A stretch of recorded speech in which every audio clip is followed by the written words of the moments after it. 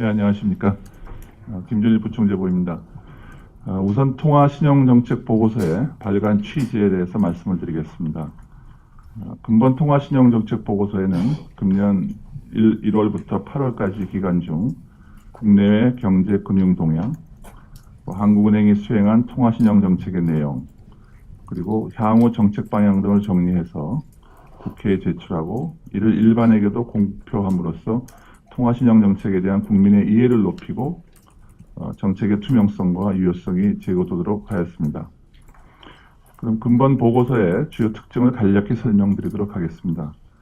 먼저 금리정책 운영과 관련하여 금년 1월부터 7월까지 기준금리를 동결하고 8월에 인하한 배경에 대해 당시 국내외 경제 금융 상황의 변화 및 전망 등과 연계하여 충실히 설명하였습니다.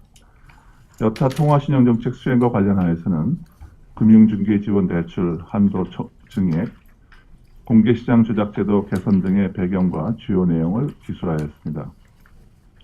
다음으로 향후 통화신용정책 방향에 대해서는 지난 7월 수정 경제전망 이후에 국내외 경제 금융상황 변화를 반영하여 향후 경제 여건을 점검하고 기본적인 정책 운영 방향을 기술하였습니다.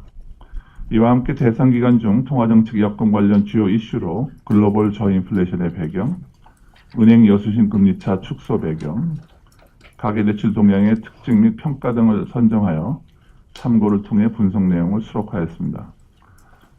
자세한 내용은 배포해드린 보도 참고 자료 및 보고서 책자를 참고해 주시기 바랍니다.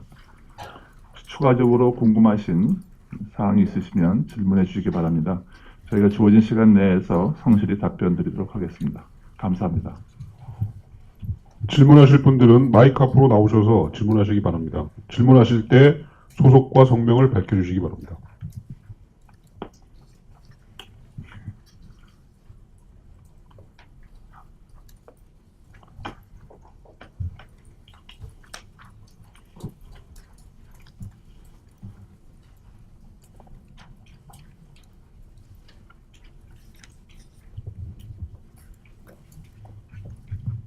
네, 안녕하세요. 이델리 김남현입니다. 간단한 거 하나 질문 드릴까 하는데요. 보도자료에도 보면은 1.75중 기준금리 동결한 다음에 7월 수정 경제 전망 이후에 상황 변화 반영해서 향후 경제 여건 점검, 기본 정책 운영 방향 기술했다고 하는데요. 특별히 보이지 않아서 바뀐 게 뭐가 있는지, 그 7월 그 수정 전망 이후에 경제 상황이나 이런 것들 바뀐 내용들이 뭔지 좀 설명 좀 부탁드립니다.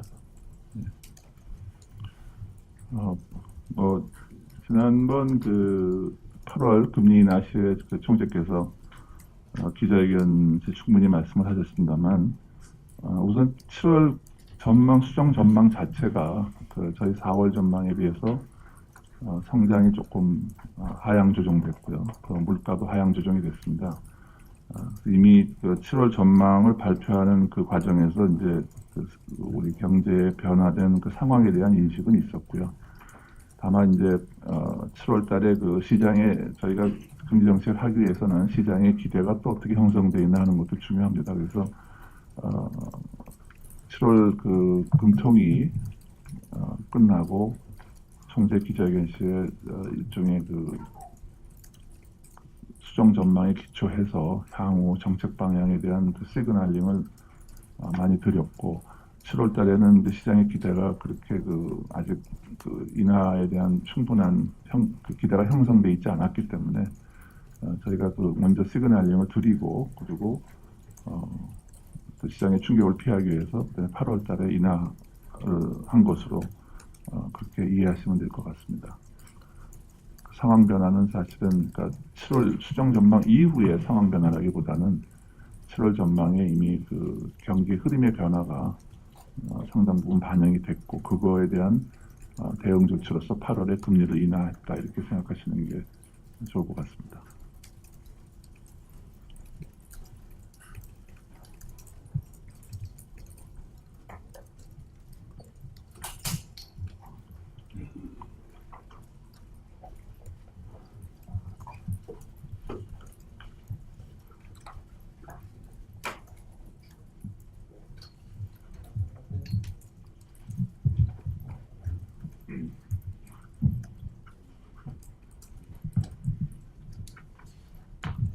죄송합니다. 제 표현을 찾는데 좀 걸려가지고. 저 연합인포맥스의 오진욱 기자인데요.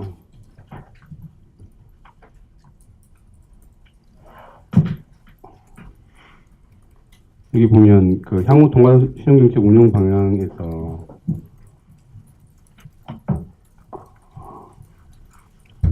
저금리 기조 장기화에 따른 경제 내부의 불균형 확대 가능성 이런 부분들이 언급이 되어 있는데요. 90페이지 맨 마지막 부분인데 이 부분 좀 어떤 부분을 이야기하는지 정확하게 말씀을 해주시길 부탁드리겠습니다.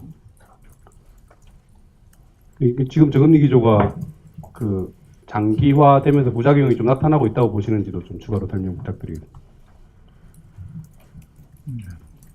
지금 저금리 기조는 이제 세계 금융 위기 이후 우리나라도 그렇습니다만은 대부분의 선진국에서 지금 장기간 지속이 되고 있습니다. 그리고 특히 미국의 경우에는 이제 경기 회복세가 좀 가시화되면서 소위 말하면 테이퍼링이 이제 금년 중에 끝나고 또 아직 언제가 될지 모르겠습니다만 시장에서는 내년 적어도 하반기쯤에는 미국이 이제 금리를 인상하지 않겠냐 뭐 이런 그 예상이 있는 것이 사실입니다. 그 저금리 기조가 장기화될 때는 원론적인 입장에서 말씀을 드리면 예를 들면은 그 투자자들이 또는 금융기관들이 어떻게 보면 그 수익성에 상당한 그 어려움이 있습니다. 저금리가 되면은 특히 그 수익률 곡선이 굉장히 평탄화될 경우에 여러분 아시겠습니다만 그 은행의 가장 핵심적인 역할이라는 것은 그 기간 변환이라고 그럴까요? 다시 말하면 단기 예금을 받아서 장기로 대출하는 그런 것이 가장 그 근본적인 은행의 역할입니다. 그런데 수익률 곡선이라는 것이 그 단기 금리하고 장기 금리 사이의 그 차이를 나타내는 건데 수익률 곡선이 평탄해진다는 얘기는 그 장단기 금리 차가 많지 않다.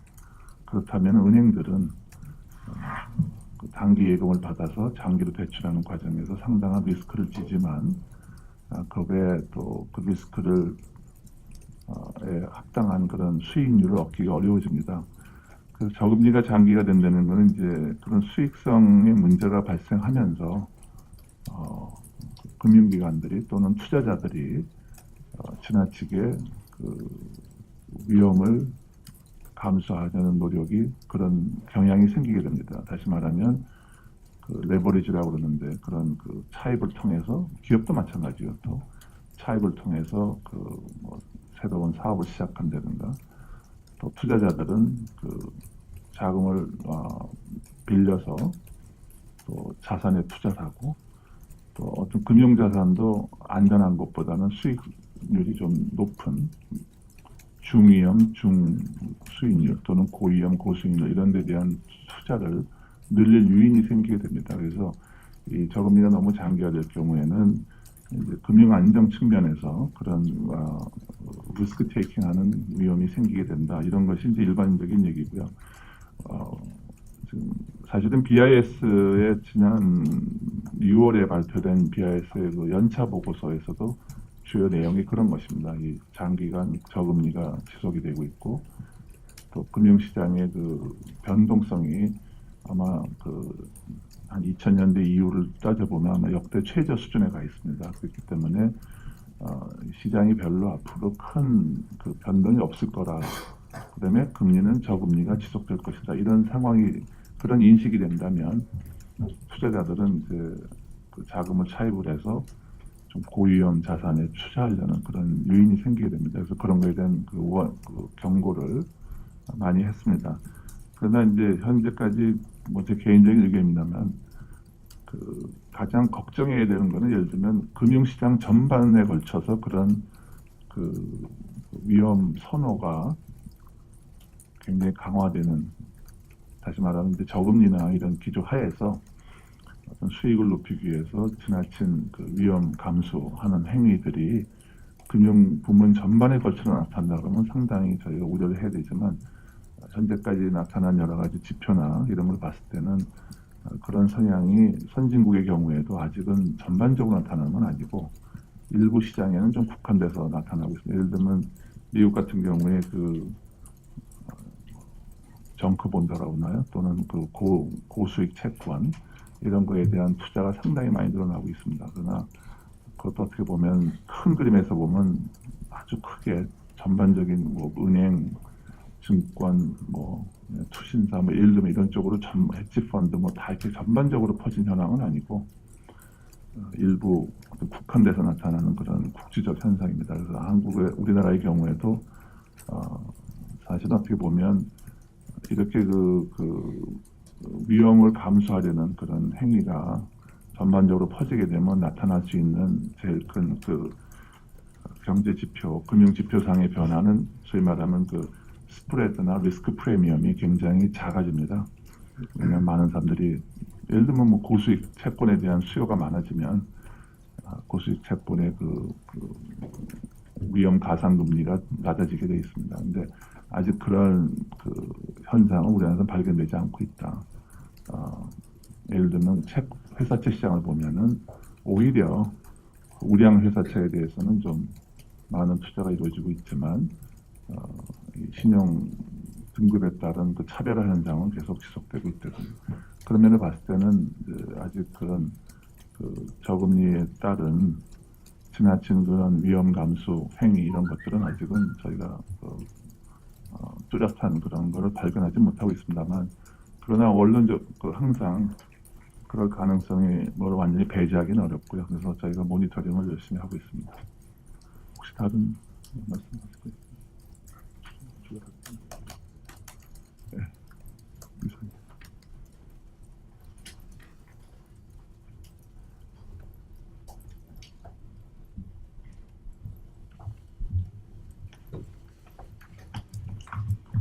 네, 좀 추가 질문 좀 드릴까 하는데요. 그 저금리 현상 때문에 지금 위험 현상 뭐 좀 설명해 주셨는데 그건 어느 정도 이해가 되는데 그게 과연 아까 커버 플랫에서도 그런 현상이 나타날 수 있다라고 설명을 해주신 것 같아서 그러니까 평탄화, 네. 커버 평탄화, 플랫 상황에서도 그런 현상이 나타날 수 있다고 말씀하신 것 같아서 약간 좀 이해가 안 되는 게 보통 커버 플랫은 경기가 위축될 때 나타나는 거고 커버 스팁이 보통 경기가 좋을 때 이렇게 나타나는 걸로 알고 있거든요. 또 은행에서도 커브 스티빌 상황일 때 단기 차입해서 장기 쪽에 대출을 해주는 수요들이 더 매력적이고 유효성이 있다고 생각해서 그 위험 자산에 더 투자할 수 있는 요인이 있다고 생각이 되는데 지금 커브 평탄화 플랫 상황에서 그런 위험 자산에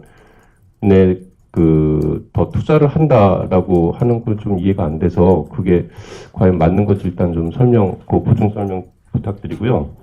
또 한 가지는 여기 향후 정책 방향 보면 국내 경제에서 성장세 회복이 완만할 것으로 전망되는 가운데 88페이지 쪽에 있거든요. 뭐 인구 구조 변화 등 뭐 투자의 한계 효율 저하, 국내 구조적 취약 요인이 상당 부분 반영되어 있다라고 설명이 돼 있어요.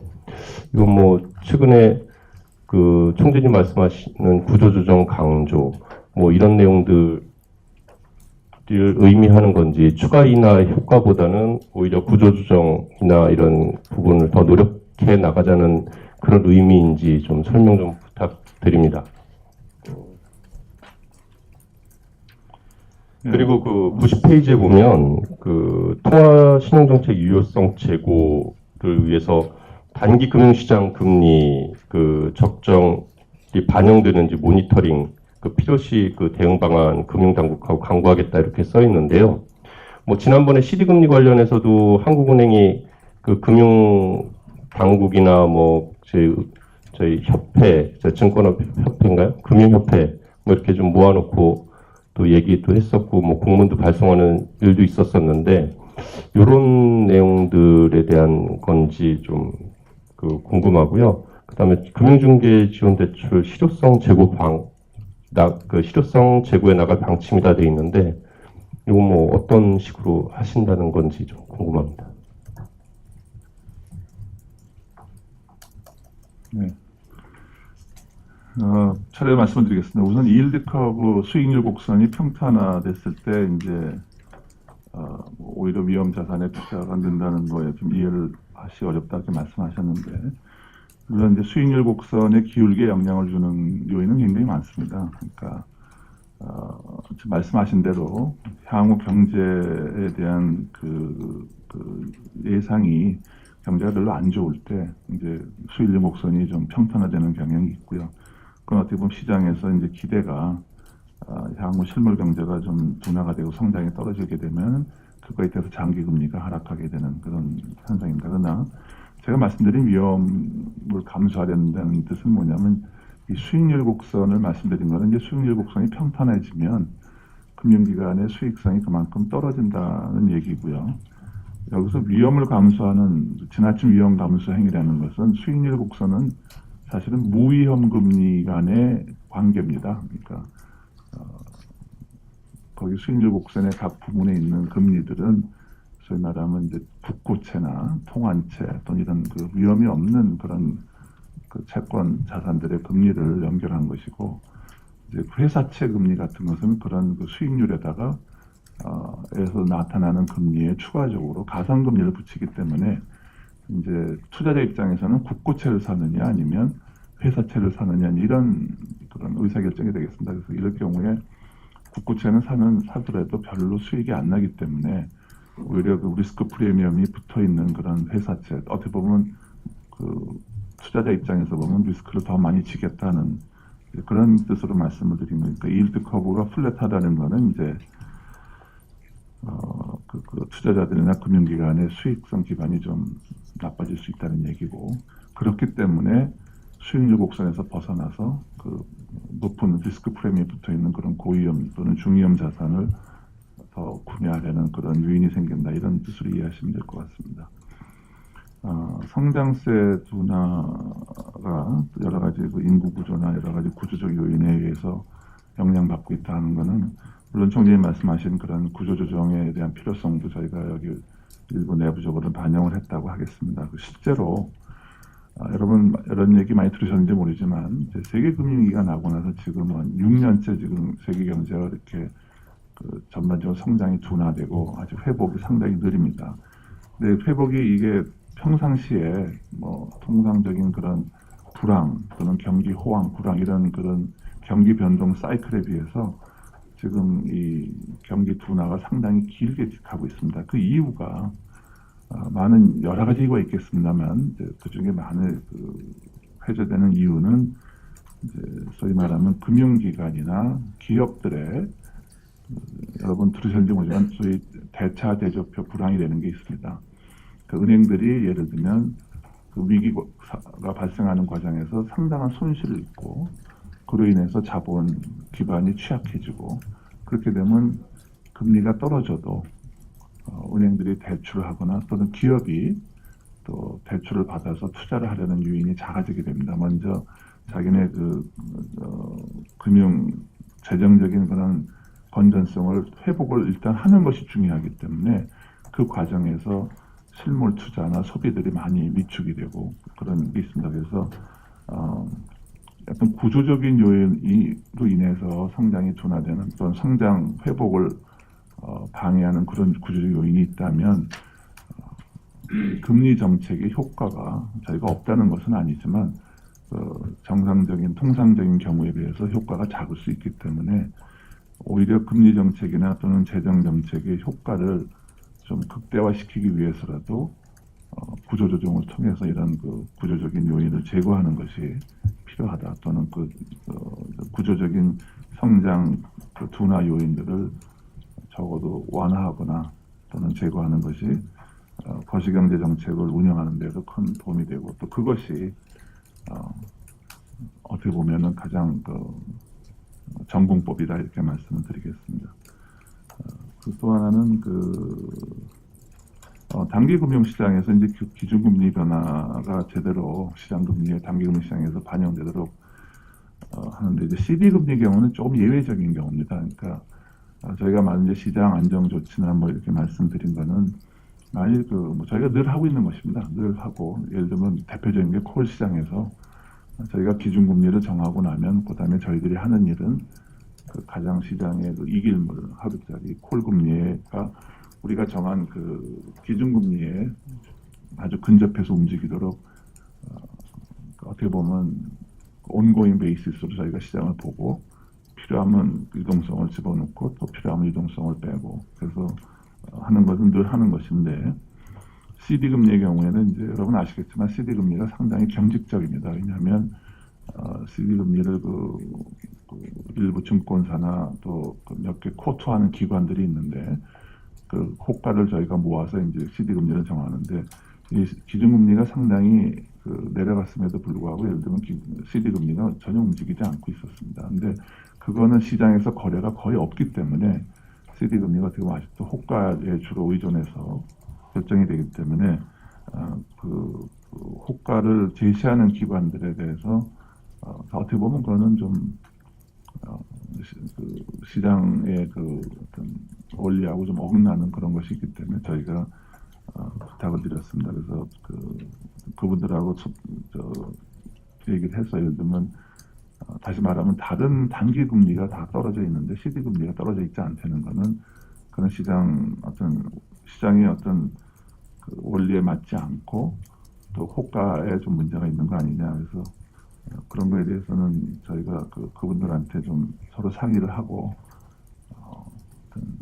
이 호가를 하는 데 있어서 다른 시장 금리들하고의 어떤 이게 형평성이라면 되게 이상한 형평성은 아니고 시장 원리에 따라서 같이 움직여줘야 되는데 그 채널이 지금 작동을 안 한다는 것을 저희가 설명을 드리고 결과적으로 이제 CD 금리의 조정이 있었습니다.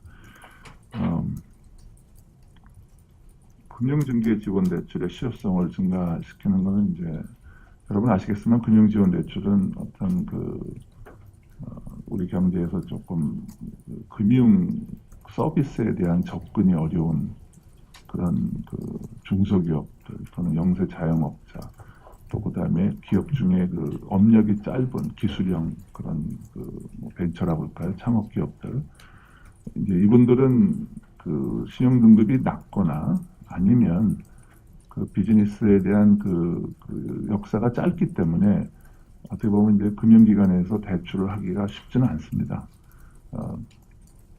그런데 이런 취약한 그런 기업들을 대상으로 저희가 금융중개 지원 대출 제도를 운영을 하고 있는데 근본 목적은 이렇습니다.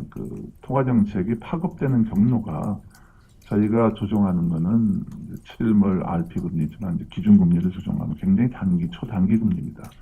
그러면 거기에 시장 원리에 따라서 기준금리의 변동이 다른 시장금리 또는 단기 또는 중기, 장기 모든 시장금리에 연이어서 파급돼 나가고 그 다음에 마지막 통화정책의 파급 경로의 마지막 단계는 장기금리에서 또는 중장기금리에서 실물로 넘어가는 부분입니다.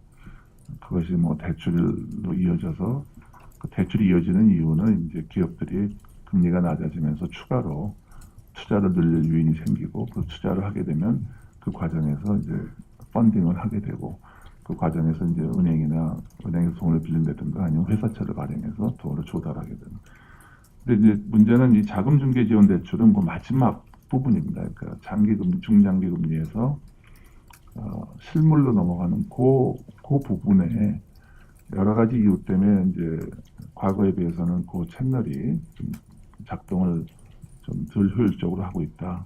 왜냐하면 현재 전 세계 경제가 굉장히 아직도 경기 회복에 대한 불확실성이 여전히 남아 있고 또 국내적으로는 아까 말씀드렸지만 그분들의 신용 등급이 낮거나 또는 기술형 창업 같은 경우에는 기술을 평가하기도 쉽지 않고 또 업력 자체가 짧고 해서 금융 서비스를 접근하기 어렵다. 그런 이유 때문에 저희가 조금 추가적으로 정책적 지원을 해드리는 게 바로 금융중개 지원 대출입니다. 그래서 이거의 효율성을 높이기 위해서는 예를 들면 저희가 어떻게 보면 시장에서 이루어지지 않는 거를 정책적인 유인을 줘서 시장에서 어떤 대출이나 이런 것이 일어나도록 하는 그런 정책이기 때문에 처음부터 어떤 시장이 형성되어 있는 그런 게 아니라 어떻게 보면 우리가 시장을 만들어가는 그런 이런 대표적인 게 기술형 창업 기업에 대한 금융중개 지원 대출은 없던 시장을 중앙은행이 좀 정책 수단을 동원해서 만들어가는 과정이기 때문에 처음에 수요를 예측하기도 쉽지 않지만 또 하다 보면은 이제 과정에서 만약 요건을 이렇게 변화시키면 좀 더 기업들이 대출 받는데 좀 용이하겠다든가 또는 또 여건을 어떻게 좀 완화해주고 또 기술 관련 예를 들면 평가를 누가 할 것이냐 또 어느 쪽에서 하는 거를 인정해 줄 거냐 이런 거에 따라서 은행들도 대출할 유인이 생기고 또 기업들도 대출을 받을 유인이 생긴다면은 그런 면에서는 저희가 그 대출 요건이나 또는 그런 거를 늘 모니터링 해가면서 좀 가려운 곳이 어디 있는 거를 좀 찾아보고 그런 게 있으면 그때 상황에 따라서 제도를 계속 개선 발전시켜 나가겠다 그런 뜻이었습니다.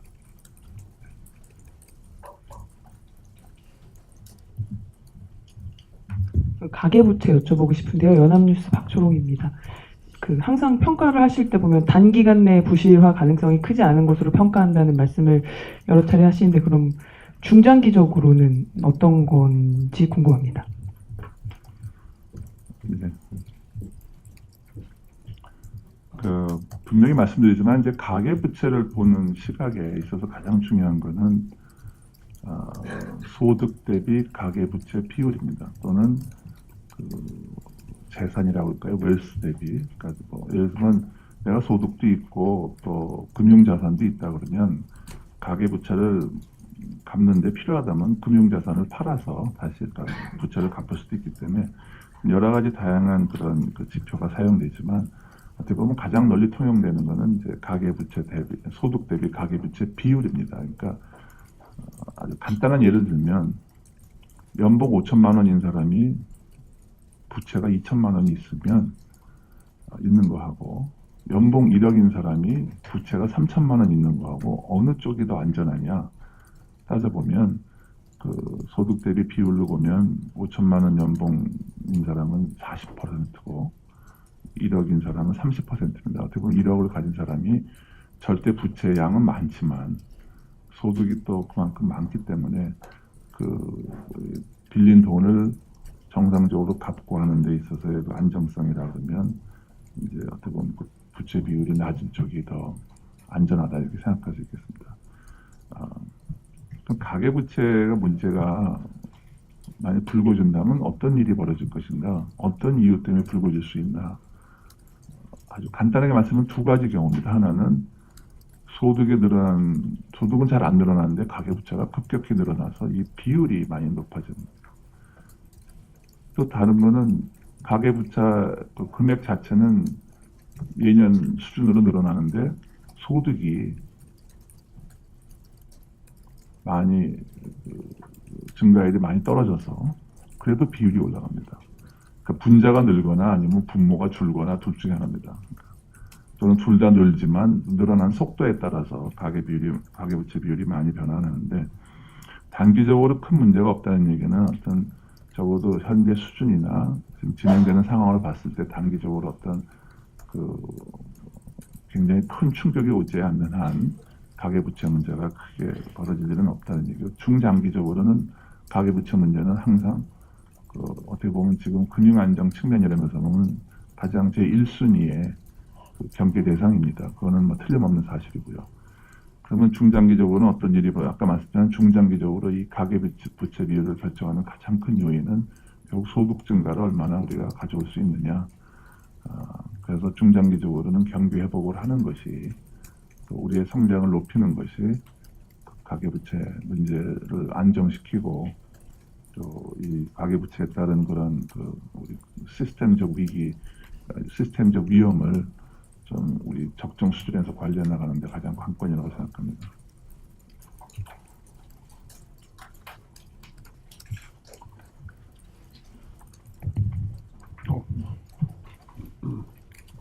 로이터 통신 김세미 기자입니다. 저도 90쪽이에요. 필요시에는 금융외환시장의 안정을 도모하기 위한 조치를 실시할 것이라고 얘기를 했는데 지금 미국 QE 테이퍼링이 곧 끝날 텐데 이거에 대비를 해서 어떤 조치들을 실시를 하실 건지 지금 뭐 굉장히 디테일하게 얘기를 하시지 못하는 걸 이해하지만 그래도 말씀해 주실 수 있는 데까지 좀 해주시면 감사하겠고요. 그다음에 88쪽에 또 완만한 회복세를 보일 것으로 전망한다고 이렇게 쓰셨는데 오늘 광공업도 굉장히 안 좋게 나왔는데 그 바닥을 쳤다고 보시는지 그리고 그 바닥을 쳤다면 그게 어딘지 좀 말씀해 주시면 감사하겠습니다.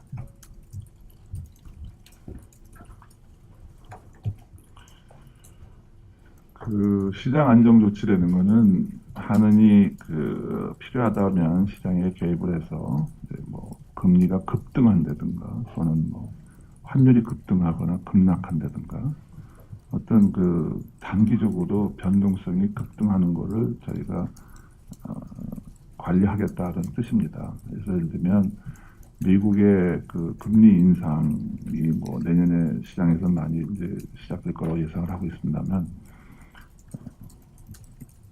통상적인 예를 본다 그러면 미국의 금리가 상승할 때 전 세계 글로벌 금리도 올라가고 그에 따라서 우리도 영향을 받지 않을 수가 없습니다. 그래서 어떻게 보면 여러 가지 다른 요인에 의해서도 금리가 있지만 그런 다른 요인들을 빼고 단순히 생각을 한다면 미국의 금리 인상은 국내에도 영향을 미쳐서 국내 금리의 상승 요인입니다. 저희가 말씀드리는 그 시장 안정 조치라는 것은 그럴 경우에 미국의 이제 물론 금리 현재까지는 미국 페드가 뭐 포워드 가이던스도 열심히 하고 있고 시장의 기대를 관리하기 노력하고 있고 또 금리가 인상이 된다 하더라도 굉장히 완만한 속도로 갈 거라고 얘기를 하고 있기 때문에 저희도 크게 금리 인상에 따른 충격이 있다 하더라도 굉장히 관리 가능한 수준이고 또 완만하게 이루어질 거라고 예상을 하고 있습니다만 그러나 뭐 국제금융시장이라는 것이 뭐 어떤 일이 벌어질지는 아무도 예측을 못하는 상황 그런 시장 항상 그런 위험은 내재되어 있는 곳입니다. 그래서 만약 그런 일이 발생해서 국내 금리가 급등하거나 또는 환율이 급등하는 그런 경우에는 한은은 많은 시장을 안정할 수 있는 수단을 가지고 있습니다. 특히 유동성을 조절하는 기관이기 때문에 그러니까 저희가 말씀드리는 것은 어떤 정상적인 완만한 그런 국제 환경 변화에 따라서 우리 국내 금융시장도 거기에 따라서 완만하게 또는 질서 있게 그런 반응하는 경우는 그건 시장의 조정 기능이기 때문에 저희가 그거를 존중해야 되겠지만 어떤 뭐 투자자들 간의 쏠림 현상이라든가 또는 과다한 그런 우려 이런 것 때문에 시장이 저희가 판단하는 그런 여러 가지 경제 상황을 봤을 때 그거에 비해서 굉장히 과다하게 움직인다 그러면 그거는 중앙은행이 개입을 해서 좀 안정화시켜야 된다는 그런 뜻으로 이해하시면 될 것 같습니다. 그리고 완만한 경기 회복, 근데 이제 저희가 완만한 경기 회복 말씀드릴 때는 경기 회복 과정을 보면은 어느 나라나 또 우리나라도 마찬가지입니다. 과거의 경기 번동 과정을 보면 항상 업앤다운은 있습니다. 그러니까 다만 매달 뭐 올라갔다 내려갔다 할 수 있고요. 그렇지만 저희가 여러 가지 지표를 판단해 봤을 때 적어도 이제 이 현재 회복세가 완만하지만 그래도 계속 지속은 될 가능성이 높다 이렇게 보고 있는 거고요. 매달의 지표는 여러 가지 노이즈도 있고 또 특이한 요인도 있기 때문에 들락날락 할 수 있습니다. 그래서 다만 이제 그것이 어떤 일시적인 그런 들락날락 하는 건지 또는 거기에 밑에 기저에 중요한 흐름의 변화가 있는지 그거를 이제 저희가 열심히 판단을 해서 들여다보고 판단을 해야 되겠습니다만 적어도 현재까지의 저희가 갖고 있는 생각은 기본적으로 완만하지만 회복세는 좀 지속될 것으로 보고 있고 그 과정이 아주 평탄하게 매달 지표가 좋아지는 그런 모습은 아닐 가능성이 많습니다. 혹시 조사국장님 말씀하시고 네. 이상입니다.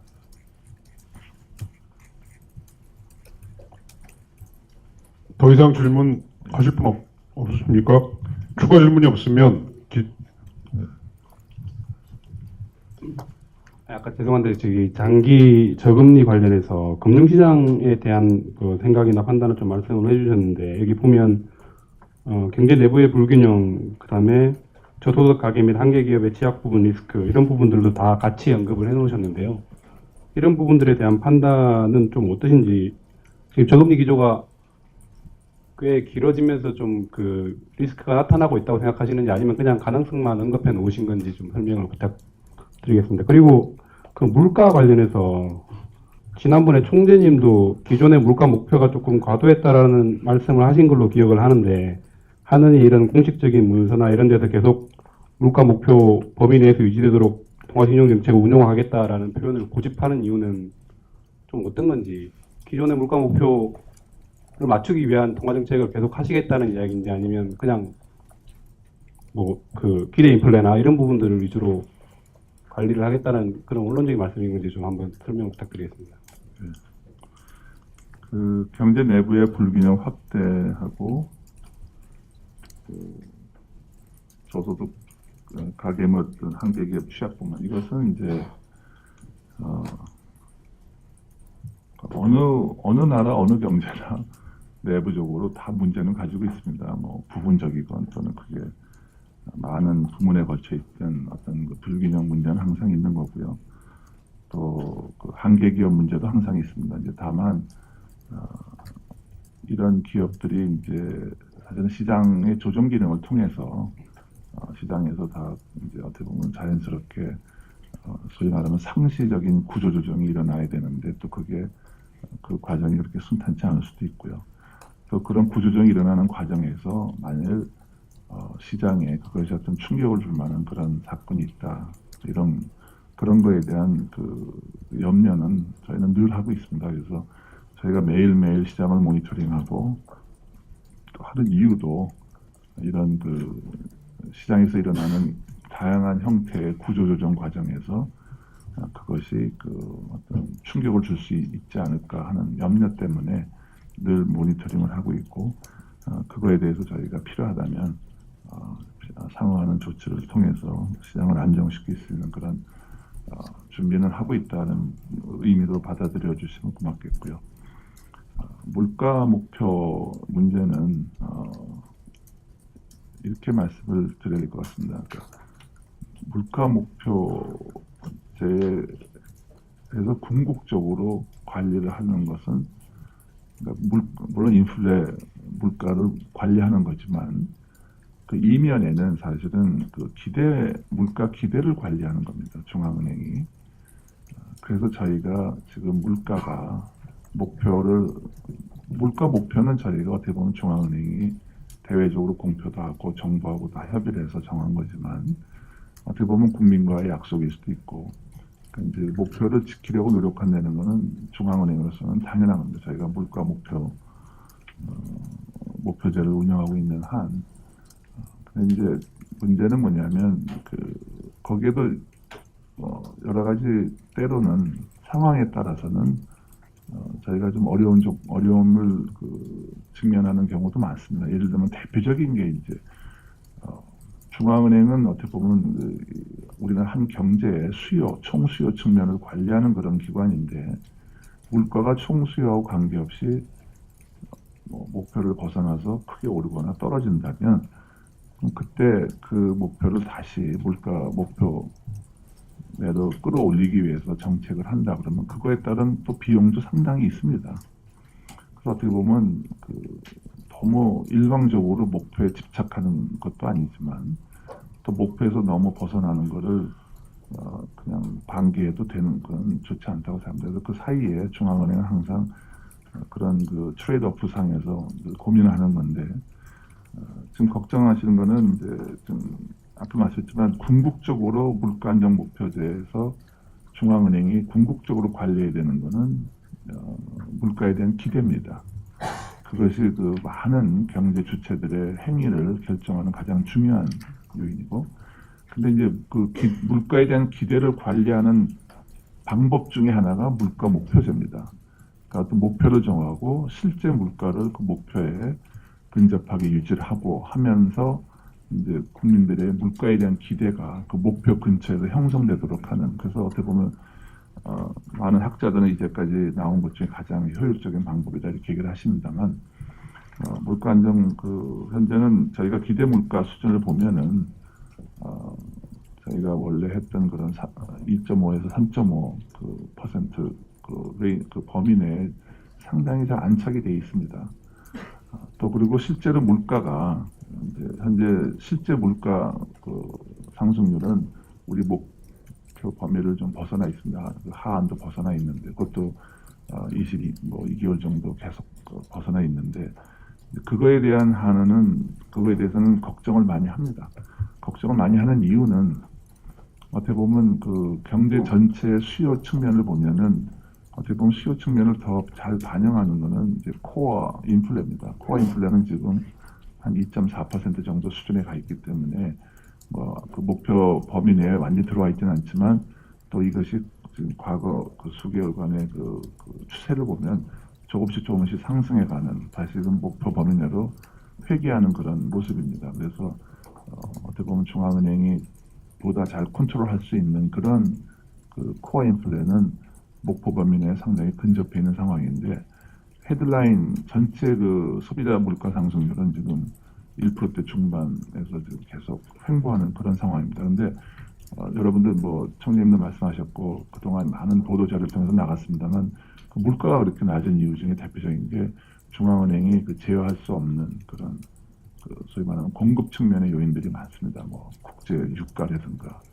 국내 농산물 가격이라든가 이런 것들이 지금 물가를 끌어내리고 있는 그런 그 요인이기 때문에 그래서 그 물가 목표를 설정하고 하는 거는 많은 분석하고 또 정부 협의 또 국민과의 어떤 소통도 필요한 일이기 때문에 현재로서는 지금 저희가 정해진 물가 목표가 있기 때문에 그 목표에 최대한 근접하게 물가를 유지하는 것이 저희의 임무지만 저희가 여러 가지 그 제어할 수 없는 그런 요인들 때문에 물가가 범위를 벗어나서 계속 낮은 수준에 있는 건 사실입니다. 그래서 그거에 대한 저희는 염려를 하고 있고 또 이것이 너무 장기화될 경우에 중앙은행의 어떤 물가 목표 자체에 대한 그런 신뢰도가 떨어질 수도 있다 이런 걱정도 하고 있고요.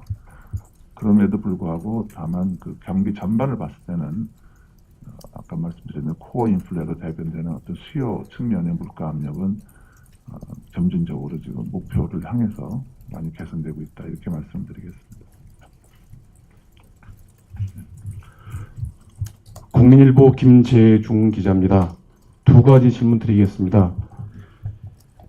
90페이지의 그 향후 정책 방향 관련해서 앞서 좀 질문이 나왔었습니다만 금융기관 대출금리 기준이 되는 그 단기 금융시장 금리가 그 기준금리 조정을 적절히 반영하고 있는지 그 모니터링하면서 대응 방안을 강구한다고 하셨는데요. 8월에 이제 기준금리가 인하되고 그 시중은행들의 이제 그 대출금리가 당연히 떨어질 것으로 이제 시장에서는 기대를 하고 그 떨어진 만큼 이자 비용을 이제 소비나 다른 쪽으로 쓸 수 있도록 이렇게 좀 해야 되는데 가상금리를 높이면서 오히려 그 예적금 금리는 떨어지는데 대출금리는 오히려 올라가는 이런 기현상이 생기기도 했습니다. 이런 부분에 대해서 좀 어떻게 지금 모니터링하고 계신지 그리고 이 부분에 대해서 어떤 정책 방안을 강구할 수 있는 것인지 좀 말씀해 주시고요. 그리고 또 하나는 그 통화정책 파급 기대 경로가 이제 효율적으로 작동할 수 있도록 그 통화정책 방향 의결문을 개선하고 시장 기대가 당행 정책 의도와 다르지 않게 좀 소통을 강화하겠다 이렇게 했는데 그 미 연준 같은 경우에 보면 여기 그 참고 분석해 놓은 것처럼 6개월 전부터 그 현 정책 기조 판단, 향후 정책 방향 부분에 문구를 변경하고 인상 시점이 임박해서는 또 연설 의회 증언 등을 통해 인사 가능성을 재언급한다 이렇게 돼 있는데요. 한국은행도 이렇게 좀 그 뭐 시기는 좀 다를 수 있겠지만 시장의 그 기대가 정책 의도가 크게 벗어나지 않도록 좀 그 시그널을 충분히 제공할 수 있도록 이제 그 통화정책 방향 그 의결문을 좀 더 명확하게 또 예측 가능하게 좀 바꿔 나갈 수 있도록 좀 어떤 고민을 하고 계시는지 좀 말씀 좀 해주십시오. 기준금리가 인하됐는데 대출금리가 이제 그 은행에 가상금리를 오히려 올려서 더 떨어지지 않았다는 이제 말씀하셨는데, 제가 알기로는 아주 그 몇 개의 국한된 사례입니다, 사실은. 그래서 아마 오늘 보도 자료가 나가는지 모르겠습니다만 8월달 대출 금리 전체를 보면은 평균적으로 20bp 이상 떨어졌습니다. 21bp 정도 떨어졌고요. 저희가 기준금리가 25bp 떨어진 거에 비해서는 상당한 전가율이 상당히 높은 겁니다.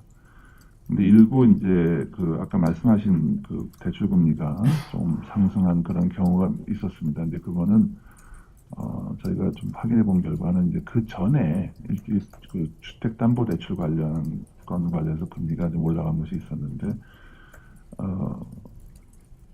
그 기준금리 인하 전에 상당히 그 어떤 아마 한 달, 두 달 정도 은행에서 특별히 좀 세일이라면 좀 이상하지만 그 어떤 대출을 확대하기 위해서 이례적으로 금리를 낮춰서 짧은 기간 동안 그 대출을 한 게 있었습니다. 특히 주택담보대출 관련해서는.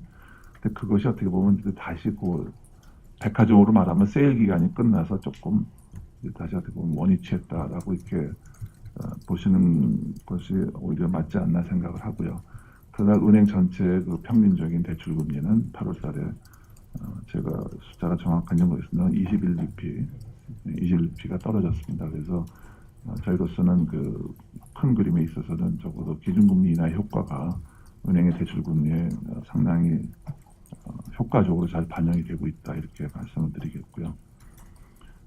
그다음에 금통위의 의결문을 좀 활용해서 또 시그널링을 좀 할 수 있는 방안, 좀 더 할 수 있는 방안은 없느냐. 근데 내부적으로 고민을 하고 있습니다. 그래서 특히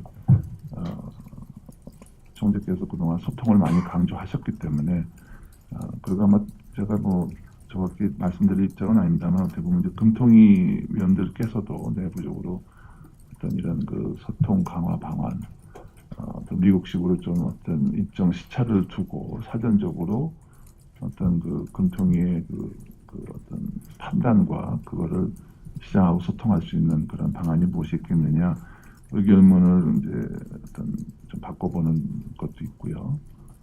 또 현재로서는 좀 가장 어떻게 보면 중요한 그 시장과의 소통 채널은 의결문도 있습니다만 이제 그 금통위가 끝나고 나서 이제 총재께서 그 발표하시는 그 기자회견 과정에서 많은 소통이 이루어지고 있다고 생각을 합니다만 시장과의 소통이라는 것이 이제 뭐 어떻게 보면 굉장히 말이 소통이지 굉장히 이제 쉬운 일은 아닙니다. 어떻게 보면 굉장히 센시티브한 이슈를 다루기 때문에 굉장히 절제되고 또 그런 그 단어 선택 하나하나에 많은 고민이 들어가 있는 그런 거기 때문에 현재 의결문도 사실은 그 나름대로 상당히 많은 그 고심 끝에 단어 선택이나 이런 면에서 금통위원들께서도 상당히 많은 신경을 쓰고 계십니다. 근데 이제 미국처럼 뭐 포워드 가이던스나 이제 아직 그런 저희가 거기까지는 가지는 않았지만 또 어떻게 보면 포워드 가이던스가 그 미국에서 이제 도입된 이유도 물론 소통을 위한 거지만 미국은 나름대로 그 경제 상황이 워낙 어떻게 보면 좀 급박했다고 할까요? 그 위기의 그 진앙지로서 그래서 그 시장의 금리에 대한 기대를 붙들어매기 위한 그런 방편으로 이제 그 포워드 가이던스가 이제 도입이 됐습니다.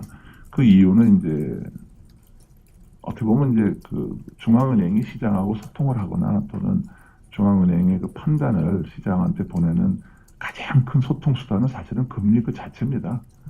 금리를 내렸다 그러면 중앙은행이 앞으로 경기를 어떻게 보고 있다든가 하는 얘기고요. 금리를 올렸다 그러면 또 중앙은행이 그 물가나 경기에 대한 판단이 다 녹아 있는 건데 미국은 그 금리 자체를 더 이상 바꿀 수 없는 그 제로 바운드까지 내려갔기 때문에 그 다음에 이제 더 이상 금리를 통해서 그 중장기 금리를 제어하기가 어려운 상황에서 이제 그러면 그 중장기 금리가 미래에 대한 기대를 많이 반영한다 이런 그 착안을 해서 이제 소위 말하는 포워드 가이던스 동원해서 그 추가적인 금리 기준금리 인하 없이도 장기 금리를 이제 좀 낮은 수준으로 유지하는 또는 글로 떨어뜨리는 그런 효과를 기대하고 했는데 이제 우리나라는 아직도 이제 그 기준금리가 뭐 0에 가 있는 것도 아니고 그러니까 기준금리의 변화 자체가 가장 큰 소통 수단입니다만 이제 사전적으로 그걸 어떻게 시그널링을 최대한 하기 위해서는 저희도 좀 노력을 하고 있고 또 앞으로도 고민해서 아마 이제 추가적인 개선책을 찾고자 노력 중입니다. 그리고 한 가지 이제 말씀드릴 수 있는 거는 뭐 좀 기술적인 얘기입니다만 그 경제 자체가 특히 이제 우리는 아직도 신흥시장국과 선진국 경제의 어떻게 보면 중간쯤에 있는데 이 선진국 경제에 비하면 평소에 뭐 금융위기나 이런 건 아니고 정상적인 노멀한 상태를 가정한다 그러면 경제 전체의 변동성은 상당히 큽니다. 그러니까 이 신흥시장국이 선진국에 비해서 변동성이 크고 금융시장의 변동성도 큽니다. 그거는 뭐 경제 자체가 굉장히 다이나믹하기 때문에 그 어떤 선진국에 비해서는 그 경기 그 변동의 진폭도 크다고 할 수 있고 또 여러 가지 매일매일 또는 매달 여러 가지 뉴스도 많고 하기 때문에 선진국에 비해서는 이렇게 그 변동성이 크다는 얘기는 어떤 그 상당한 확률적인 분포를 가지고 앞으로 어떻게 갈 거다 하는 얘기를 사전에 6개월 또는 3개월, 뭐 6개월 또는 10년, 1년 전에라도 어떤 그 시그널링을 주는데 선진국보다는 사실은 그 우리나라 또는 다른 그 신흥시장국들이 어려움이 더 많다. 기본적으로 그거는 그런 면이 있다는 것은 좀 참고로 말씀을 드리겠습니다. JTBC의 이세누리 기자입니다. 좀 부분적인 질문인데요. 그 엔화 가치가 뭐 6년 만에 최저치로 떨어지고 여기 또 추가 약세도 언급을 하셔서 이거를 좀 얼마큼 심각하게 보고 계신지 또 이게 뭐 10월, 11월 그 기준금리 결정이 얼마나 영향을 미칠지 좀 짧게 말씀해 주시면 감사하겠습니다. 그 질문에 대해서는 제가 답변을 드릴 수 있는 위치가 아니고 또 잘 모르겠습니다. 그래서 뭐 엔화 약세가 있고 또 총재님도 말씀을 하셨습니다만 뭐 지나친 약세 또는 우리 원화의 엔화에 대한 지나친 강세 이런 것은 아까 말씀드렸지만 외환시장의 변동성이나 여러 가지 측면에서 볼 때도 뭐 바람직하지 않을 수도 있고요. 그렇기 때문에 저희가 그 모니터링하고 열심히 예의주시하고 있다. 이 정도로 말씀을 드리겠습니다. 이 환율이나 또는 금리에 대해서는 어떤 저희가 오버루킹하게 말씀 못 드리는 걸 좀 양해해 주시기 바랍니다. 추가 질문 없으십니까? 질문이 없으시면 기자 설명회를 마치겠습니다. 네, 감사합니다.